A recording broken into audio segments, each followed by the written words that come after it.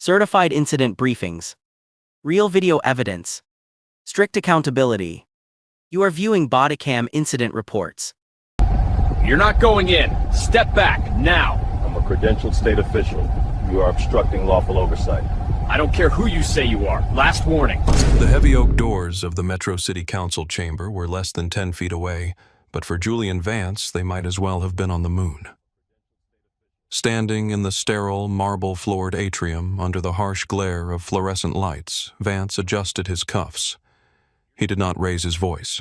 He did not flinch. He simply watched Officer Derek Holtz with a gaze that had unnerved senators, governors, and Fortune 500 CEOs for decades. What Officer Holtz didn't realize, what his arrogance and ingrained bias blinded him to, was that he was currently obstructing the chairman of the State Oversight and Legal Committee. Julian Vance wasn't just a lawyer. He was the legal architect behind the state's revised municipal code. He was the man who had drafted the very statutes regarding public assembly that Holtz was currently butchering. Vance was 58, a man of quiet, lethal intelligence. He wore a bespoke charcoal suit that cost more than the officer's cruiser, though he never flaunted his wealth. He carried himself with the heavy gravity of a man who held the scales of justice in his hands every day. Tonight was supposed to be a standard procedural review. The City Council was voting on a controversial urban rezoning plan, the New Horizons initiative, that threatened to displace thousands of low-income minority residents. As the State Oversight Chairman, Vance had been sent by the governor to ensure the proceedings were legally sound and that public objection was heard. He was the neutral arbiter. He was the highest authority in the building. But to Officer Holtz, a 20-year veteran of the force with a crew cut and a neck thick with muscle and stubbornness, Vance was just another black man trying to crash a meeting where he wasn't wanted. Holtz prided himself on his instincts. He often bragged in the locker room about his ability to spot trouble before it started. In his mind, trouble usually looked a certain way. It looked like the young kids in hoodies, it looked like the mothers holding protest signs, and apparently tonight it looked like a distinguished legal scholar carrying a leather attaché case. I am asking you to cite the specific municipal ordinance that allows you to deny entry to a credentialed official based on a profile without reviewing their documentation. Vance said, his voice smooth, low, and terrifyingly calm. I am also asking for your badge number and the name of your watch commander. Holtz laughed. It was the short, sharp bark of a laugh void of humor. He stepped into Vance's personal space, his hand resting ominously near his taser. You want to talk law? Here's the law. Failure to disperse, disorderly conduct, resisting a peace officer. You think putting on a suit makes you one of them. You're just another disruptor with a vocabulary. Last warning. This was the pivot point, the moment where history held its breath. Vance could have pulled out his phone and called the mayor, who was currently sitting inside that chamber, wondering where the chairman was. He could have called the chief of police, a man whose career Vance had saved during a budget hearing 2 years prior. He could have ended this in 30 seconds. But Julian Vance saw something in Holtz's eyes. He saw the gleam of habitual power, the comfort of unchecked authority. He realized that this wasn't about him. If this officer felt comfortable treating a man in a $3,000 suit this way, how was he treating the teenagers from the Heights? How was he treating the single mothers coming to plead for their homes? Vance decided right then and there to let the machine grind him up. He would let the gears turn. He would let Officer Holtz dig the hole so deep that he would never see the sun again. I am not dispersing, Vance stated clearly, angling his body so the security camera in the corner of the ceiling would catch his open, non-threatening posture. I have a legal right to be here. I am conducting official state business. That's it, Holtz snapped. The violence was sudden and unnecessary. Holtz grabbed Vance's arm, twisting it behind his back with force designed to inflict pain. He slammed the chairman against the wall. Vance's cheek pressed against the cold plaster. He didn't struggle. He didn't pull away. He went limp, complying physically while his mind began cataloging every tort, every civil rights violation, every procedural error. Stop resisting, Holtz shouted for the benefit of the cameras and the few bystanders despite the fact that Vance was perfectly still. "I am compliant," Vance said loud enough to be recorded. "I am offering no resistance. You are applying excessive force." "Shut up," Holtz grunted, ratcheting the handcuffs too tight around Vance's wrists. "You act like a lawyer, you get treated like a perp." Holtz keyed his radio. "Dispatch, I've got one male in custody at the north entrance. Agitator. Refused to disperse. Bringing him to the holding room." As Holtz marched Vance down the hallway past the closed doors where the future of the city was being debated, a second officer joined them. Officer Miller, a younger man who often looked to Holtz for cues on how to police the streets, fell in step. "This the guy giving you trouble, Derek?" Miller asked, eyeing Vance's expensive shoes. "Yeah, another one who thinks he knows the law better than we do," Holtz scoffed. "Claimed he was credentialed.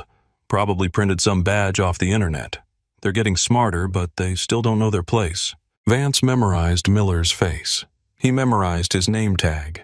He added him to the mental list of defendants. They brought him to a small, windowless processing room in the basement of City Hall.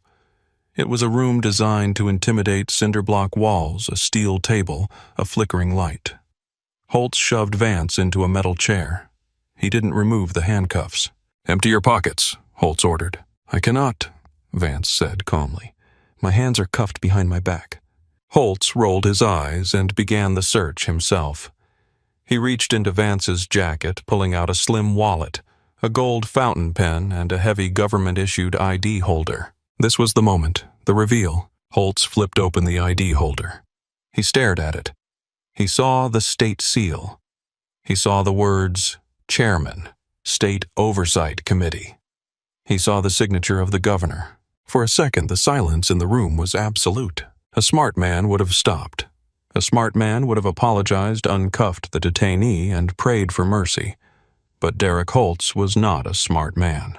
He was a man driven by ego and a worldview that could not process the reality in front of him. In his mind, the badge had to be fake. Or even if it was real, Vance had forfeited his respect by challenging a police officer. Holtz tossed the badge onto the metal table with a clatter. "State oversight, huh? You think a fancy title gives you the right to ignore my orders? In my house, you follow my rules." "It is not your house, officer," Vance said, his voice dropping an octave, becoming the voice that had dismantled corruption rings and organized crime syndicates. "It is the people's house, and you have just arrested the man sent to ensure you aren't burning it down. You threatened me." Holtz lied, his face reddening. He was doubling down. He had gone too far to back up now without looking weak in front of Miller. "I felt threatened. You made a move." "The cameras will show otherwise," Vance replied. "Cameras malfunction all the time," Holtz sneered, leaning in close, his breath smelling of stale coffee and malice. "And it's my word against yours. Who are they gonna believe, the decorated officer protecting the city council or the angry black man shouting about rights?" "I strongly suggest," Vance said, "that you do not touch that evidence. Spoliation of evidence is a felony, and given your current trajectory, you are going to need every plea bargaining chip you can get." Holtz turned to Miller. "Book him. Disorderly trespassing resisting. Put him in the back cell. Let him cool off for a few hours. Maybe by the time the meeting is over, he'll have learned some manners." Miller looked hesitant. He looked at the ID on the table, then at Vance's suit, then at Holtz. "Derek, that ID looks real. Maybe we should call the lieutenant." "I said book him," Holtz roared. "I run this checkpoint. I make the call. You want to question me or you want to be a cop?" Miller swallowed hard and nodded. He was complicit now. The trap had snapped shut on both of them. Upstairs, the city council meeting was descending into chaos. The mayor, a frantic woman named Elena Rostova, was checking her phone for the 10th time. The chair next to her, the one reserved for the state oversight representative, was empty. "Where is he?" she whispered to her aide. "Vance is never late. The governor's office said he arrived 20 minutes ago. I'm calling his cell, but it's going to voicemail." The aide replied nervously. Without Vance, the vote couldn't proceed. The New Horizons initiative required state sign-off. The delay was making the crowd restless. Protesters in the back were chanting. The developers were checking their watches. Find him, Mayor Rostova hissed. Call security. Ask if they've seen a tall African-American man, late 50s, dressed like he owns the bank. The call went down to the security dispatch. The dispatcher radioed the checkpoints. Unit 4 North Entrance. Have you seen a VIP arrival, Julian Vance, State Chairman? Holtz's voice crackled over the radio, sounding strained but defiant.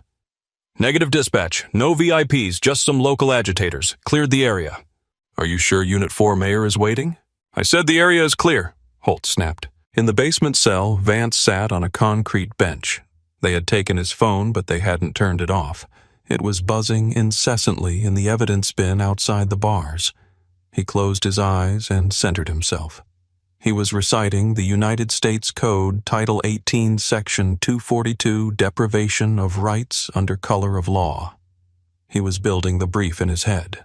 He wasn't angry anymore. He was cold. He was a surgeon preparing to excise a tumor. 45 minutes passed. The meeting upstairs was on the verge of being postponed. The mayor finally decided to send the chief of police, Marcus O'Connell, to personally sweep the perimeter. Chief O'Connell was a good man, but he was tired. He walked the halls, checking the entrances. When he got to the north entrance, he found the post empty. Holtz and Miller were downstairs processing the arrest. O'Connell frowned. He took the elevator down to the holding area. He swiped his badge and walked into the processing room. Holtz, where the hell were you? O'Connell barked. The mayor is tearing her hair out. We're looking for Chairman Vance. Holtz looked up from his paperwork. Haven't seen him, Chief. Quiet night, mostly. Just one guy we had to bring in. Non-compliant, real attitude problem. I don't care about your collars right now, O'Connell said, turning to leave. We need to find... O'Connell stopped. His eyes landed on the plastic evidence bin sitting on the counter. He saw the gold fountain pen. He saw the distinct leather portfolio, and staring up at him through the clear plastic was the state oversight ID card. The blood drained from Chief O'Connell's face so fast he looked like he might faint. Holtz, O'Connell whispered, his voice trembling. Whose property is this? The perp in cell 2, Holtz said casually. Why? O'Connell didn't answer. He ran to the heavy steel door of cell 2 and slid the viewport open. There, sitting in the semi-darkness, still wearing his immaculate suit, hands cuffed behind his back, was the man who controlled the legal destiny of the entire state administration. Vance looked up. He saw the chief's eyes through the slot. He didn't smile. He simply nodded once. "Unlock this door!" O'Connell screamed. It was a sound so primal, so full of terrified rage that Miller dropped his clipboard. "Unlock this door right now!" "Chief, he's a resistor," Holtz started to say, standing up. "You idiot!" O'Connell roared, creating a silence that rang in the ears. "Do you know who that is? That is Julian Vance. That is the state chairman. You just arrested the governor's right hand." Holtz blinked. The reality hit him like a physical blow. The color washed out of his face, replaced by a sickly gray pallor. He looked at the ID again. He looked at the cell door. He looked at his career dissolving into ash. Holtz fumbled with the keys. His hands were shaking so badly he dropped them twice. When he finally got the door open, O'Connell pushed him aside and rushed in. "Mr. Chairman," O'Connell stammered, reaching for the handcuffs. "I am. There are no words. I am so incredibly sorry. This is a catastrophic mistake." Vance stood up. He turned so O'Connell could unlock the cuffs. When the metal clicked open, Vance rubbed his wrists slowly. The skin was bruised. "It was not a mistake, Chief," Vance said. His voice was quiet, echoing off the concrete. "A mistake is a clerical error. A mistake is a wrong turn. This was a policy. This was a choice." "Sir, I assure you..." "Save it," Vance cut him off. He walked out of the cell past the terrified Miller and stopped in front of Holtz. Holtz couldn't meet his eyes. The arrogance was gone, replaced by the pathetic shrinking fear of a bully who has finally picked the wrong victim. "Officer Holtz," Vance said, "you asked me for my authority. You asked me why I thought I was special." Vance leaned in. "I am going to show you exactly how the law works, not the version you make up to terrorize citizens in hallways. The real law, the one that bends for no one, not even you." Vance picked up his property from the bin. He checked his phone. "I have missed the vote," he noted, "which renders the city council's decision tonight invalid. The zoning bill is dead on arrival." He turned to the chief. "I want my phone and the security footage from the north entrance secured immediately. If 1 second of that tape goes missing, I will have this entire department under federal receivership by Monday morning. Do you understand?" "Yes, sir. Absolutely, sir," O'Connell said. "I am leaving now," Vance said. "I will not be attending the meeting. I have a brief to write." As Vance walked to the elevator, he stopped and looked back at Holtz. "You told me to learn my place," Vance said. "I suggest you hire a very good lawyer officer. You're about to learn yours."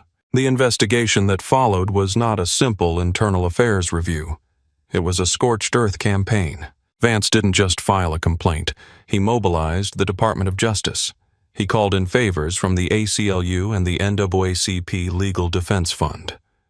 He turned the incident into a national referendum on racial profiling in municipal governance. The body camera footage was released to the public within 48 hours. The video of Officer Holtz sneering at a calm, well-dressed black man slamming him against a wall and ignoring his reasonable questions went viral instantly. It was played on CNN, Fox, MSNBC, and the BBC. It was analyzed by legal experts who pointed out 17 distinct violations of policy and law in the first 5 minutes of the encounter. But Vance went deeper. He knew Holtz wasn't an anomaly. He was a symptom. Vance's team subpoenaed years of email communications between the police department and the city council. They demanded the logs of every person denied entry to City Hall over the past 5 years. What they found was a systemic conspiracy that shocked even the cynical press. Officer Holtz and his unit had been operating under implicit instructions from certain pro-development council members to filter the crowd. They had been systematically turning away minority residents, community organizers, and opposition leaders under the guise of security concerns, or capacity limits, while waving through developers and supporters. It was a coordinated effort to suppress voter opposition to gentrification. The New Horizons Initiative wasn't just a zoning bill. It was a land grab facilitated by police intimidation, and Holtz was the enforcer at the gate. The discovery phase of the lawsuit was brutal. Holtz was deposed by Vance's lead litigator, a shark named Michelle Sterling. She picked him apart for 6 hours. "Officer Holtz?" Sterling asked, projecting the video of the arrest on the wall. "At this moment when Mr. Vance offered his identification, why did you refuse to look at it?" I thought it was fake," Holtz mumbled. "Based on what evidence?" He didn't look like a chairman." "Describe for the record," Sterling said, her voice ice cold, "what a chairman looks like to you." Holtz couldn't answer.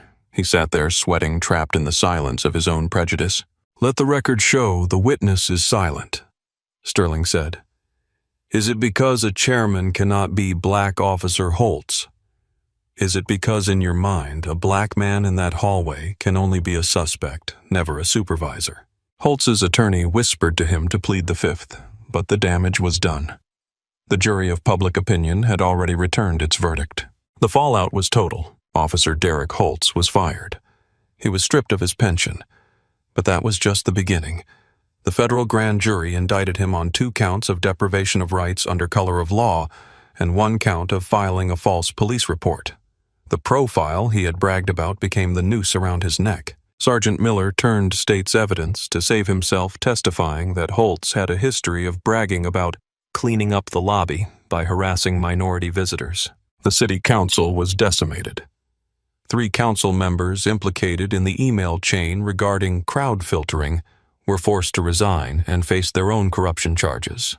The mayor survived only by publicly apologizing and agreeing to a humiliating federal consent decree that placed the police department under external monitoring for a decade. The New Horizons zoning bill was scrapped.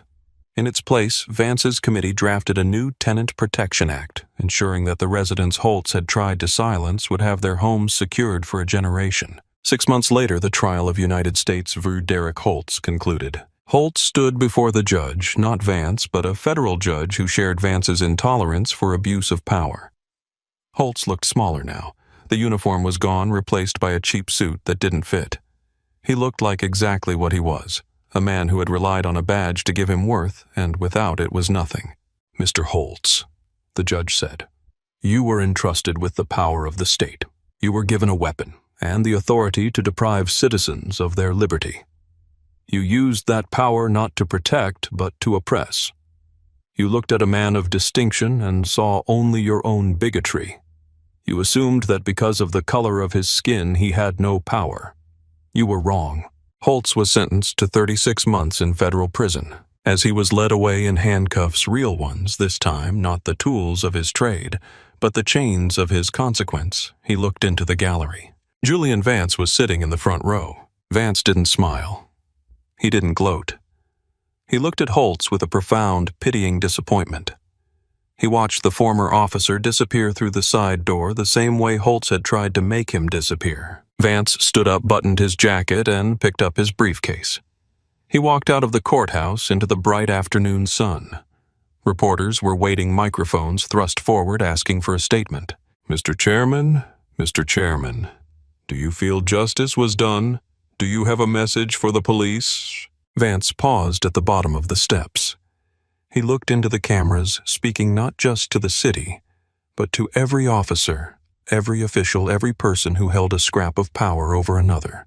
Authority is not a shield, Vance said, his voice carrying over the noise of the city. It is a burden. It is a test. And if you use it to belittle, to exclude, or to silence those you are sworn to serve, do not be surprised when that authority is stripped from you. We are watching. The law is watching, and no one is above the consequences of their own hate. He turned and walked toward his car. He had a meeting to get to. There was a city to rebuild, and this time the doors would be open to everyone. The lesson was expensive, paid for in careers, reputations, and years of freedom. But it was a lesson the city would never forget. The most dangerous prejudice is the one that underestimates the dignity of another human being. And the most powerful force in the room isn't the loudest voice or the man with the gun, it's the truth waiting patiently for its moment to speak. Investigation officially closed. For additional unedited footage, remember to like and subscribe. Thank you for trusting Bodycam Incident Reports.